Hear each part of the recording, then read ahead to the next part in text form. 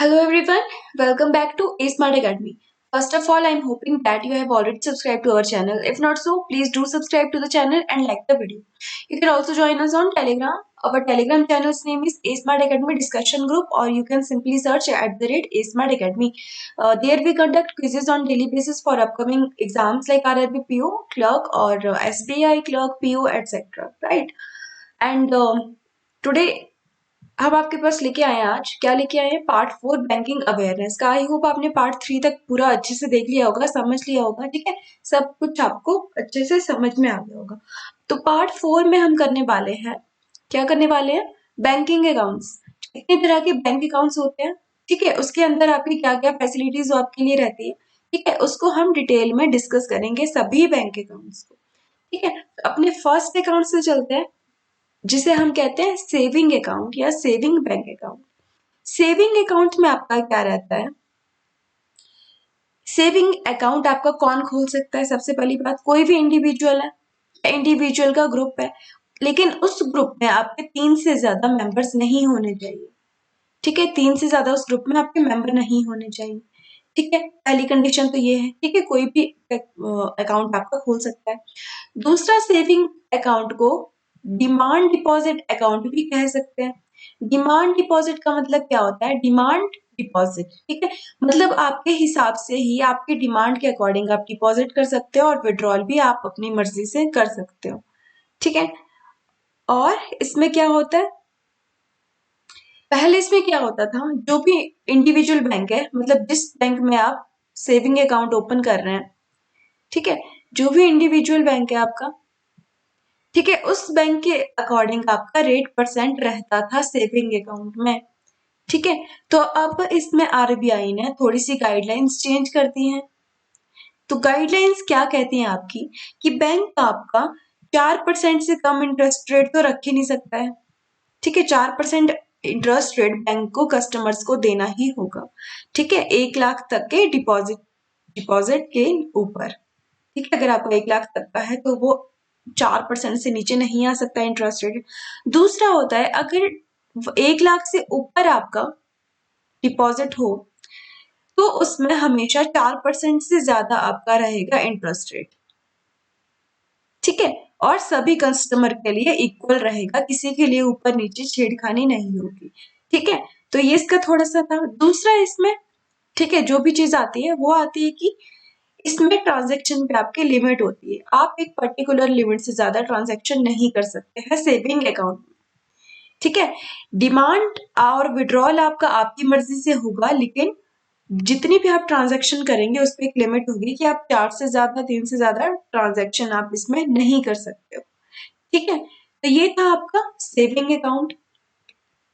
फिर आता है इसके बाद हमारा करंट अकाउंट। करंट अकाउंट में क्या होता है, करंट अकाउंट भी एक तरह का आपका डिमांड डिपॉजिट अकाउंट है, पर इसमें क्या हो जाता है, डिमांड डिपॉजिट अकाउंट है ये भी, लेकिन इसमें क्या होता है, जितनी जो आपकी ट्रांजैक्शन है ना, इसमें हमने किया कि उसमें लिमिट होती है सेविंग अकाउंट में, इसमें आपकी कोई भी लिमिट नहीं होती है ट्रांजैक्शन पे। ठीक है, आप कितनी भी ट्रांजैक्शन कर सकते हो, उस पर कोई भी लिमिट नहीं है। ठीक है, और ये किसी इंडिविजुअल के द्वारा नहीं खोला जा सकता है, मतलब जैसे आपने खोल दिया, ठीक है, किसी भी पर्पस के लिए खोल दिया, नहीं, ये एक कंपनी, ऑर्गेनाइजेशन, ठीक है, बिजनेस पर्पस के लिए होते हैं ये अकाउंट्स। ठीक है, कंपनी या कोई ऑर्गेनाइजेशन या बिजनेस, ठीक है, बिजनेस के पर्पस के लिए आपके करंट अकाउंट्स होते हैं, इसीलिए इनकी ट्रांजैक्शन पे कोई लिमिट्स नहीं रखी है, क्योंकि बिजनेस में कभी भी जरूरत पड़ सकती है। ठीक है, दूसरा इसमें रहता है, सेविंग बैंक पे आपका इंटरेस्ट रहता है, अभी हमने पढ़ा, लेकिन करंट अकाउंट पे बैंक कोई भी आपको रेट ऑफ इंटरेस्ट नहीं देती है। उल्टा ये क्या करती है, उल्टा बैंक क्या करता है, बैंक आपकी करंट अकाउंट को मेंटेनेंस करने के लिए, ठीक है, उसको अपने पास मेंटेन रखने के लिए, ठीक है, आपका करंट अकाउंट हमारे पास है, उसकी मेंटेनेंस के लिए क्या करते हैं, उल्टा फी हमसे, जो है, जिस कंपनी ने भी करंट अकाउंट खोला है उनसे फीस चार्ज की जाती है उनसे, ठीक है, कि हम आपका मेंटेनेंस कर रहे हैं आपके अकाउंट की, तो इस पे कोई भी रेट ऑफ इंटरेस्ट नहीं होता है, उल्टा इस पे फीस लगती है। ठीक है, करंट अकाउंट पे आपका ओवरड्राफ्ट फैसिलिटी तो अवेलेबल है। ठीक है, ओवरड्राफ्ट फैसिलिटी तो अवेलेबल है। I am using touch pad, that's why I am writing in a messy way, right. ठीक है, तो आपका इसमें ओवरड्राफ्ट फैसिलिटी आपकी प्रोवाइड है, बट ये आपकी कोई भी कंपनी की प्रोफाइल पे डिपेंड नहीं करेगी। कोई अच्छी कंपनी आ गई तो आपका ओवरड्राफ्ट आपको ज्यादा दे दिया, ठीक है, किसी की लो रेपुटेशन है तो उसको कम दे दिया, ठीक है, तो ये इस तरह से वेरी नहीं करेगा।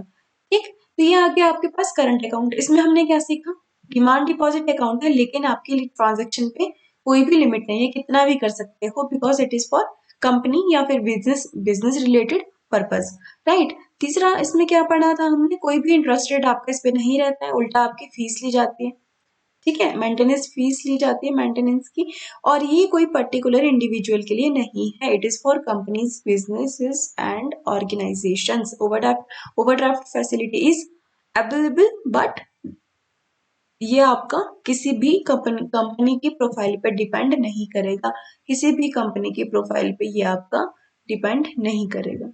ठीक है, ये आ गया आपका करंट अकाउंट। उसके बाद हमारे पास आता है फिक्स डिपॉजिट अकाउंट। क्या आता है, एफडी जिसको कहते हैं हम, फिक्स्ड डिपॉजिट अकाउंट। नाम से ही पता चल रहा है फिक्स डिपॉजिट है, मतलब कि मनी एक पर्टिकुलर मैच्योरिटी पीरियड से पहले आप नहीं निकाल सकते हो। एक उसका मैच्योरिटी पीरियड रहता है उसका, उससे पहले आप नहीं निकाल सकते हो, ठीक है। और इसमें क्या होता है,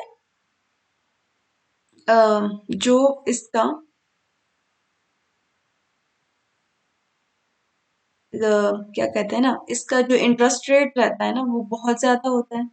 बहुत ज्यादा मतलब कि बाकी अकाउंट से आपका ज्यादा रहता है। अभी हमने सेविंग अकाउंट पढ़ा है ना, उससे ज्यादा एफडी का रेट ऑफ इंटरेस्ट रहता है, ठीक है, रेट ऑफ इंटरेस्ट इसका ज्यादा आ गया। लेकिन अगर आप, अभी हमने देखा कि इसमें आप मनी विड्रॉल नहीं कर सकते हो एक पर्टिकुलर मैच्योरिटी पीरियड से पहले, ठीक है, जब भी आपका ये रहता है। लेकिन अगर आप कर दो, मान लो एफडी आप अपनी तोड़ दो, तो क्या होगा, आपको पेनल्टी लगेगी इस पे। क्या लगेगी, पेनल्टी लगेगी, ठीक है, पेनल्टी आपको लगेगी आपके आपके इंटरेस्ट रेट पे, आपका 1% पेनल्टी लगेगी इंटरेस्ट रेट पे जितना भी होगा, ठीक है। तो ये होता है हमारे फिक्स डिपॉजिट अकाउंट, ठीक है। 7 से मिनिमम इसकी रहती है 7 दिन से, टाइम ऑफ पीरियड इंपॉर्टेंट है इसका, 7 दिन से रहता है ये, कितना रहता है ये, 10 ईयर्स तक ये इसका टाइम पीरियड रहता है, ठीक है, इस बीच। ठीक है, तो ये है फिक्स डिपॉजिट अकाउंट। सेविंग से आपका ज्यादा रेट रहता है, लेकिन आप पर्टिकुलर टाइम तक आपका अपना पैसा नहीं निकाल सकते हो। निकाल लोगे तो आपका 1% पेनल्टी आपके इंटरेस्ट रेट पे लगेगी, और टाइम इसका कितना रहता है, 7 to 10 ईयर्स। ठीक है, तो इसी के साथ एक और अकाउंट आता है, वो है आपका रेकरिंग डिपॉजिट अकाउंट। इसमें क्या होता है, इसमें भी वही रहता है कि आप एक मैच्योरिटी पीरियड से पहले अपना पैसा नहीं निकाल सकते हो, ठीक है। और इसमें क्या रहता है, इंटरेस्ट रेट आपका सेविंग अकाउंट से तो ज्यादा रहता है, लेकिन आपका ये रहता है फिक्स डिपॉजिट अकाउंट से कम, जो अभी हमने पढ़ा उससे कम रहता है, लेकिन सेविंग अकाउंट से आपका ये रहता है ज्यादा, ठीक है।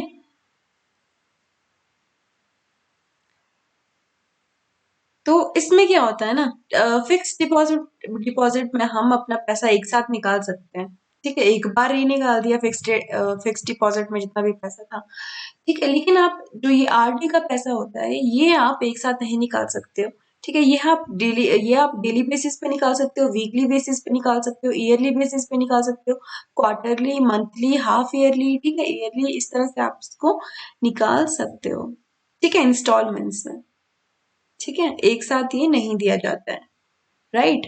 और इसमें भी आपके अगर मैच्योरिटी पीरियड से आप पहले आप जो है मनी आप निकालते हो इससे, तो भी आपका इसमें भी आपकी पेनल्टी लगती है, ठीक है। ये था रिकरिंग डिपॉजिट अकाउंट। इसके बाद हमारे पास एक अकाउंट आता है, वो होता है नो फ्रिल्स अकाउंट। क्या होते हैं, नो फ्रिल अकाउंट, ठीक है।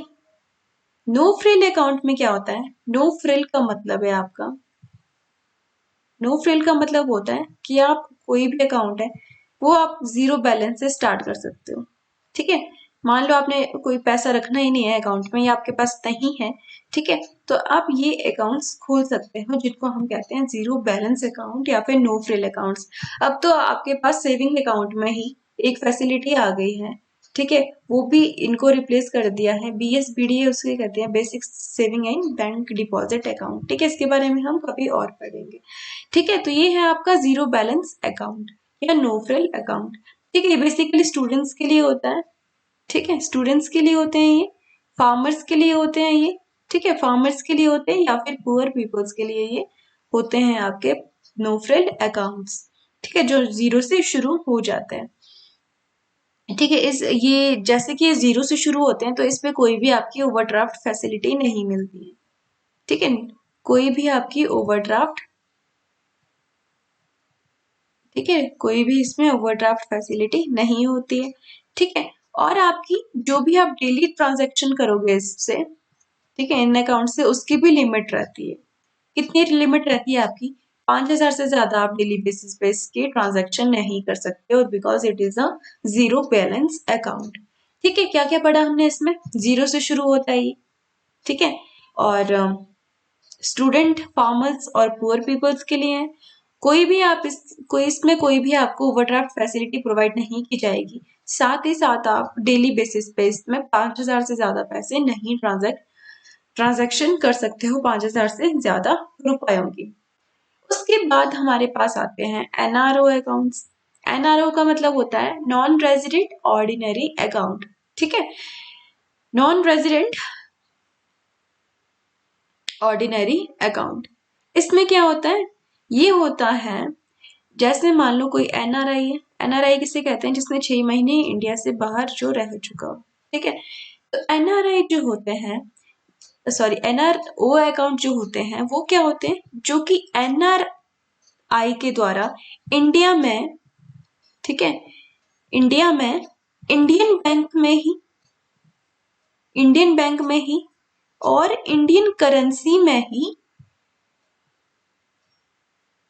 खोले जाते हैं, उनको हम कहते हैं एनआरओ। क्या कहा मैंने? कि जो आपका इंडिया में इंडियन बैंक वो नहीं, ठीक है, वो अलग से जो नाम है, मतलब कि इंडियंस में, मतलब कि हमारे जो भारत के बैंक है उनमें ही। ठीक है, और आपका करेंसी भी आपकी रहेगी भारत की, दैट इज रुपीज। ठीक है, इंडिया में खोले जाते हैं, हमारे इंडिया के ही बैंक में खोले जाते हैं, इंडियन रुपीज में खोले जाते हैं। उनको हम कहते हैं किसके द्वारा? एनआरआई के द्वारा। ठीक है, जो भी नॉन रेजिडेंट जो सिटीजन होते हैं इंडिया के, ठीक है, उनको हम कहते हैं एनआरओ अकाउंट्स। ठीक है, फिर आता है इसके बाद FCNR अकाउंट्स, मतलब कि foreign currency non resident account. Foreign currency non resident accounts, ये क्या होते हैं? ये क्या होते हैं? एनआरआई के द्वारा, ठीक है, एनआरआई के द्वारा इंडिया में ही, इंडियन बैंक में ही फॉरेन करेंसी में, फॉरेन करेंसी लिखा है ना, तो करेंसी इसमें कोई भी फॉरेन करेंसी हो सकती है। मान लो डॉलर्स है, इंडियन बैंक रहेगा, not that Indian bank again. ठीक है, कोई भारत का बैंक होगा और इंडिया में ही। ठीक है, जब एनआरआई अकाउंट इंडिया में खोलते हैं, कोई भी इंडिया के बैंक में, और बट करेंसी आपकी रहती है फॉरेन करेंसी में, करेंसी रहती है फॉरेन, तो उनको हम कहते हैं foreign currency non resident accounts. ठीक है, उसके बाद आता है आपका नॉस्ट्रो और वॉस्ट्रो अकाउंट। तो नॉस्ट्रो अकाउंट्स क्या होते हैं हमारे पास? ये अकाउंट्स ऐसे अकाउंट होते हैं जो कि इंडियन बैंक्स में खोले जाते हैं।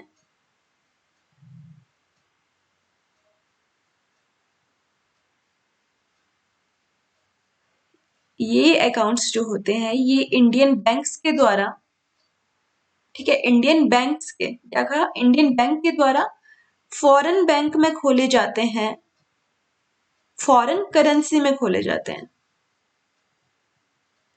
ठीक है, जैसे कि आपका हो गया, जैसे इंडिया का जो है, मान लो कोई भी इंडिया का बैंक है, ठीक है, उसने खोल दिया फॉरेन, कोई भी फॉरेन बैंक में अपना अकाउंट।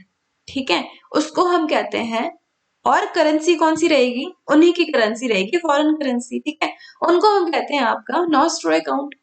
ठीक है, और फिर आता है इसका ही उल्टा वॉस्ट्रो अकाउंट। इसमें क्या होता है? नॉस्ट्रो में देखो हमने देखा कि इंडियन बैंक खोल रहा है आपका फॉरेन बैंक में अपना अकाउंट। इंडियन बैंक खोल रहा है फॉरेन बैंक में अकाउंट फॉरेन करेंसी में। वॉस्ट्रो में क्या होगा, फॉरेन बैंक, कोई भी फॉरेन बैंक है, ठीक है, वो इंडिया में आके इंडियन बैंक में अपना अकाउंट खोलेगा इंडियन की ही करेंसी में, ठीक है, इंडिया की करेंसी में खोलेगा और इंडियन बैंक में खोलेगा कोई भी फॉरेन बैंक अपना अकाउंट, उसको हम कहते हैं वॉस्ट्रो अकाउंट। क्या क्या पढ़ा हमने, वॉस्ट्रो अकाउंट पढ़ा जो कि क्या कहते हैं, एक बार रिवाइज कर देते हैं, ठीक है। वॉस्ट्रो अकाउंट होता है जो फॉरेन बैंक खोलते हैं इंडियन बैंक में इंडियन करेंसी में। नॉस्ट्रो होता है इसका उल्टा, उल्टा कैसे, जो इंडियन बैंक फॉरेन बैंक में खोलते हैं और फॉरेन करेंसी होती है, ठीक है। उसके बाद उससे पहले हमने पढ़ा था foreign currency non resident account. ये क्या होता है, जो एनआरआई खोलते हैं इंडिया में आके इंडियन बैंक में, ठीक है, कोई भी इंडिया के बैंक में फॉरेन करेंसी में। नॉन रेजिडेंट ऑर्डिनरी अकाउंट होता है जो एनआरआई इंडिया में खोलते हैं इंडियन बैंक में ही, लेकिन करेंसी भी आपकी इंडिया की ही रहती है। उससे पहले हमने नो फ्रिल पढ़ा था, इसमें क्या होता है, जीरो बैलेंस से स्टार्ट होते हैं अकाउंट, स्टूडेंट्स, फार्मर्स, पुअर्स के लिए होते हैं। डेली बेसिस पे आप सिर्फ 5,000 निकाल सकते हो, कोई भी इसमें ओवरड्राफ्ट आपकी फैसिलिटीज नहीं दी जाती, और अब ये BSBDA के नाम से भी जाने जाते हैं, ठीक है। इससे पहले हमने पढ़ा था रेकरिंग डिपॉजिट अकाउंट। इसमें क्या होता है, एफडीआई से, सॉरी एफडीआई नहीं, एफडी अकाउंट से, ठीक है, जो हमारा फिक्स डिपॉजिट अकाउंट है उससे ज्यादा है, उससे कम इंटरेस्ट मिलता है, लेकिन सेविंग बैंक से ज्यादा इंटरेस्ट मिलता है, ठीक है। और इसमें डेली बेसिस पे आपकी वो क्या कहते हैं, ट्रांजैक्शन रहती है, ठीक है, क्वार्टरली, डेली बेसिस तो नहीं कहेंगे, मतलब एक पर्टिकुलर गैप पे आपकी ट्रांजैक्शन रहती है, एक साथ आप अपना पैसा नहीं निकाल सकते हो। और ये फिक्स डिपॉजिट आपका उल्टा हो गया, 8% बहुत ज्यादा होता है, ठीक है, बहुत ज्यादा मतलब सबसे ज्यादा होता है, ठीक है। 7 से 10 साल इसका, 7 दिन से और 10 साल तक इसका टाइम ऑफ पीरियड रहता है। अगर आप एक पर्टिकुलर टाइम से पहले आप अपनी मनी नहीं निकाल सकते हो इन बोथ अकाउंट्स, बट इसमें अगर आप निकाल दिए, ठीक है, निकाल दिए हो, तो क्या होगा, आपको पेनल्टी लगेगी 1% की। उससे पहले हमने पढ़ा था करंट अकाउंट। इसमें क्या होता है, ये भी डिमांड डिपॉजिट अकाउंट है, just like saving account, right. और इसमें क्या रहता है, आपकी लिमिट कोई भी नहीं रहती, कंपनी, ऑर्गेनाइजेशन और बिजनेस के पर्पसेस के लिए ये है, कोई भी इंडिविजुअल नहीं खोल सकता है ये अकाउंट।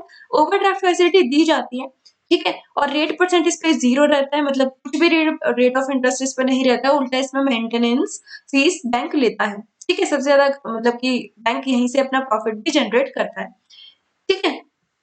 सेविंग अकाउंट क्या होता है, सेविंग अकाउंट होता है जिसकी आपकी एक जो है आपकी एक लिमिट रहती है कि आप इतनी ट्रांजैक्शन एक दिन में कर सकते हो, ठीक है, और एक इंडिविजुअल के द्वारा, और अगर आप ग्रुप में भी जा रहे हो तो 3 लोगों से ज्यादा ग्रुप नहीं रहेगा। डिमांड डिपॉजिट अकाउंट है, मतलब आपकी डिमांड पे ही आपका पैसा विड्रॉल और डिपॉजिट किया जाएगा, ठीक है। एक पर्टिकुलर इसका रेट ऑफ इंटरेस्ट रहता है, ठीक है, और rate of interest individual bank decide करता है, ठीक है। तो पहले क्या होता था, इसमें किसी को ज्यादा देता था इंडिविजुअल जो बैंक है, किसी को कम देता था, तो आरबीआई की गाइडलाइंस के अकॉर्डिंग आप 1 लाख से, अगर आपकी 1 लाख तक आप डिपॉजिट कर रहे हो तो उसमें आपका 4% रहेगा इंटरेस्ट। 1 लाख से ज्यादा है तो आपका इंटरेस्ट भी जो है 4% मिनिमम रहेगा, उससे ज्यादा ही रहेगा, ठीक है। तो ये थे आपके आज के अकाउंट्स, ठीक है, बैंक अकाउंट्स।